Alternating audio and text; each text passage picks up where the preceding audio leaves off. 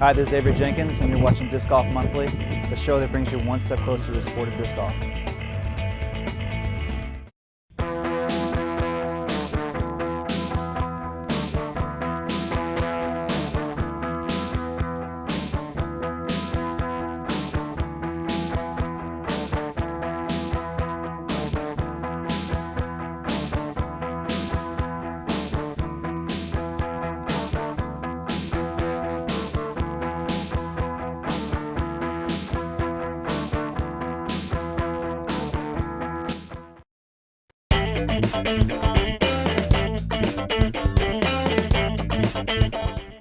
Hi, welcome to Climo's Corner. I'm Ken Climo, 11-time world champion. We're here to talk about putting and the physics that go along with it, for my style at least. There's many different variations out there, but this is the one I choose to use. I like to go with what they call as a weight shift transfer and very little spin on your putt. Obviously you're going to have some spin when you're putting, but you don't want to have an excess of spin. Kind of like when you throw a long shot and it's got a lot of spin and speed, it wants to kick out. So the less spin and speed you have on your putts, the more often they're going to stay in if you hit the chains. And one way I achieve that is instead of pulling it into your body and really spinning it out, it creates a lot of spin and a lot of wrist motion. So there's a lot of variables there. So what I try and do is I try and get my hand low like you're pitching something underhand. It's just a really straight motion. It's hard to get offline with that. So I get rocking, get my weight transfer, drop down, get set, and then explode out where I'm up on the front of my toe and my back leg's up. And that's that way I can get all my weight into it without falling forward. If you want to learn more about other techniques, visit www.kenclimo.com. Now here we are at the first shot that we're going to watch here on hole 2 here at Tyler. They're standing up at the top of the hill here. Here's our leaderboard. The Bird Beaters are tied evenly with the Super Bros. Should be a pretty interesting final round here. It's a great hole to start. This is one of the signature holes of the course, 235 feet long, par 3 downhill, significantly downhill, but narrow fairway. Don't have to throw it hard, but you got to throw it real straight. I wonder if Tony will even take a run up here because it's just one step and a flick. Nice easy shot. Using the tree there for him. This is the short position at Tyler, is it not, Todd?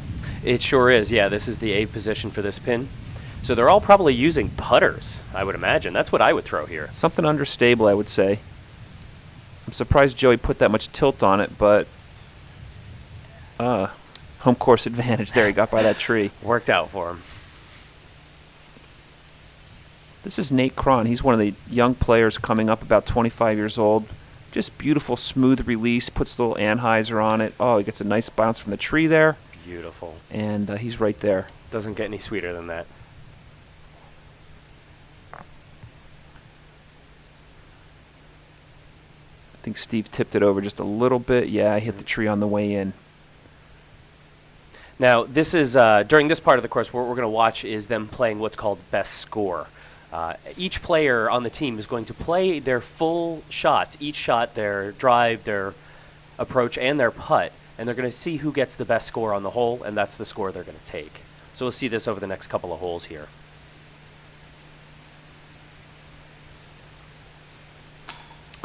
Just bounces off the top of the basket there. That's always a frustrating maneuver right there. It is. In doubles, though, you know, the good news about that is you always have your partner now to make the putt. That's not true. From the same place now, as you said. It's really best score here, but yeah. So he's going to be counting on Joey to get that bird for him. That's the way to do it. Don't even need to have your friend play really on that, but they're gonna each one's gonna play out their shots. Joey talking about his rhythm. That's one of the things about doubles. You know, if your player makes the shot, you know, sometimes you might not throw a putt for a number of holes if your partner keeps making the putt. So yeah, if you're lucky enough to have a good putting partner. There we go, nice solid bird for him. So he snuck it right over the top of it. Now with a tough stance hold here. on, Nathan.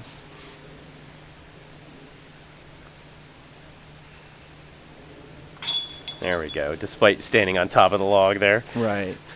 I don't think he really needed to do that per se, but So here what they do is I guess they'll combine the both scores to make one team score.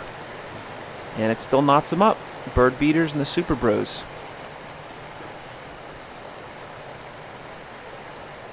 We'll move on to hole number 3. par 4, 356. It's a big turn to the left-hand side. Now, it's going to be pretty easy for all these righties, but Joe's going to have to bend something pretty hard Anheuser to get it to it. You can see how they're all throwing nice hyzer shots, so it turns hard to the left. Catches a tree there. Oh, with a tough roll. Yeah, that's where that uphill shot will come back. If that disc starts rolling back at you, you don't know where it's going to stop. A lot of the old growth here at Tyler, and it really makes for a challenge because, you know, there are so many trees. Now, there are alleys, of course, that constitute the fairways, but this hole specifically is a real challenge. Sure is. Yeah, nobody ever accused Tyler of being an open course, No. that's for sure. Here we go, nice low shot with a lot of hyzer to it, got a good skip. And the basket is up past those piles of trees right there. Let's see if Brode can turn it around that corner as well. Now, he teed off a little higher than the other players and, hit a couple trees on the way in. So he left himself some work to do, but there is an alley right up to the basket. You can see here the leaves are down pretty much all the way. And, again, just a beautiful, beautiful place. It's really nice in the summer to play this course when you have this high canopy. It's a shady spot. Sure is. And, You're never too hot, you're never too cold, there's no wind very often. It's really nice to have those woods around you. Now, local pro, this is the course pro, Joey Mila, giving his partner a little advice here on how to play this hole. If you hit anything early, knock off, you're not going to have anything. That's one of the best parts of having a doubles tournament is you do have someone else's view on it and give you ideas, see something you might not have seen before. And knowing Joey, he never hesitates to offer some advice. He's probably talking about flight paths as well as disc selection here. Because I did see Tony change his disc there after Joey was talking to him. Yeah, not that Tony doesn't know what he's doing, but you definitely would be smart to listen to Well, Joe. He definitely knows what he's talking about. He's a when it world comes to champion. this. He's a past world champion, and I would listen to anything he has to say.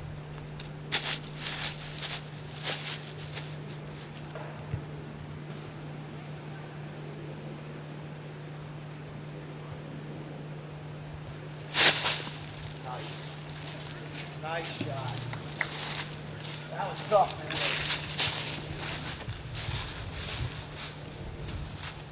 You'll see all these little piles of wood all throughout the course, usually blocking up the most obvious route.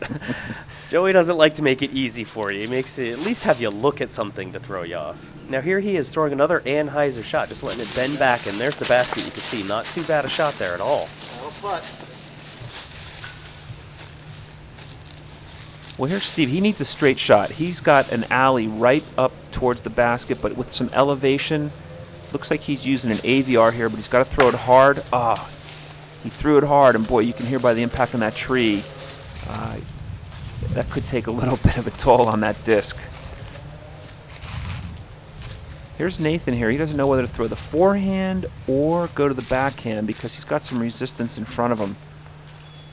He's looking for a great place to cover that lie. We talked about the lie earlier, and as long as your foot is within 11 inches behind the lie, it's permissible. It has to be directly behind the lie, of course. That's a pretty interesting footwork there. He's kind of turned backwards to the hole, throwing out and away from his body, but almost backwards. Looks like he's going for some Anheuser. Now, it kissed off an early tree, but he got past those wood piles, so that's going to help. An Anheuser, you can tell the outer edge of the disc is lifted up higher than the inner edge of the disc. That's what we call an Anheuser. And that's what Steve just did there, although he let the disc, it was an understable disc, he let the disc do some work for him. So everybody's on the putting surface except for Tony here. He's got the log cabin in front of him, it looks like, huh? That sure is true. He's got a nice straight shot at it. He's not even a couple hundred feet there. Should be pretty easy for him to get it up there. How about these elevated baskets, Todd?